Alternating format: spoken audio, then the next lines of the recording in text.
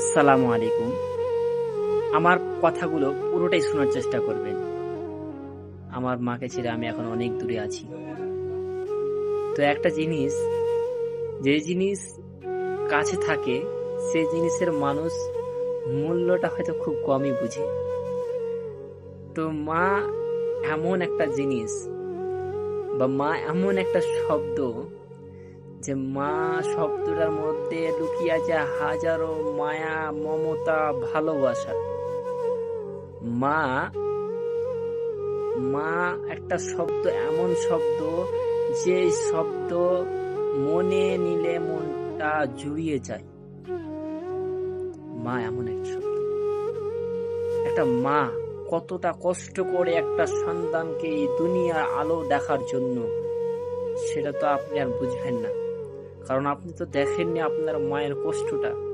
যখন আপনাকে পেটে নিয়ে 9 মাস 9 দিন ধরে বয়ে নিয়ে বেড়াচ্ছে, আপনার মা আপনার জন্য কতটা কষ্ট করেছে।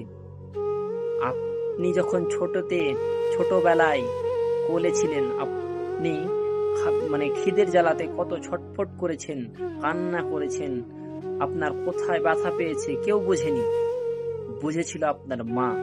আপনার মা আপনার ব্যথা দেখে ছুটে এসেছিল। আপনার মা খেতে বসেছে দিন শেষে পরিশ্রম করার পরে খিদের জ্বালা মেটানোর জন্য, কিন্তু আপনার কান্না শুনে নিজের খাবারকে ছেড়ে দিয়ে আপনার কান্নার সাড়া দিয়ে উঠে গিয়েছে। আপনি তো ভুলে গিয়েছেন সেই ভালোবাসা, সেই কষ্টগুলোকে। আপনার মা আপনার জন্য কতটা পরিশ্রম করেছেন। তাই ভাই, মাকে একটু ভালোবাসুন, ভালোবাসার চোখে দেখুন। আপনি তো কখনোই পারবেন না আপনার মায়ের ঋণ শোধ করতে, কিন্তু একটু ভালোবাসুন। মায়েরা সন্তানের কাছে কিছু চায় না, কিছুই চায় না। শুধু মা ডাক শুনলেই তাদের মন প্রাণ অন্তরটা ঠান্ডা হয়ে যায়। তো মা বাপের বয়স হচ্ছে, মা বাপকে একটু গুরুত্ব দিন, দায়িত্ববান হন। কারণ মা বাপ যেদিন থাকবে না, সেদিন আপনি বুঝতে পারবেন মা বাপ কেমন জিনিস।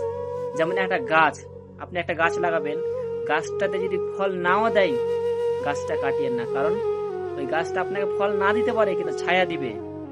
আর ঠিক তেমনই মা বাপ আপনাকে হয়তো অন্য মা বাবার মতন বড় লোক যারা আছে হয়তো একটু, তাদের মতন আপনাকে হয়তো কিছু বাইক কিনে দিতে পারবে না, একটা হয়তো হয়তো একটা 4 চাকা কিনে দিতে পারবে না, কিন্তু আপনার ছায়া হয়ে থাকবে সারা জীবনের মতন। এই জন্য মা বাপ যতদিন আছে তাদেরকে গুরুত্ব দিন। আমার প্রত্যেকটা মা বাবার জন্য আমার পক্ষ থেকে ভালোবাসা থাকলো। আসসালামু আলাইকুম।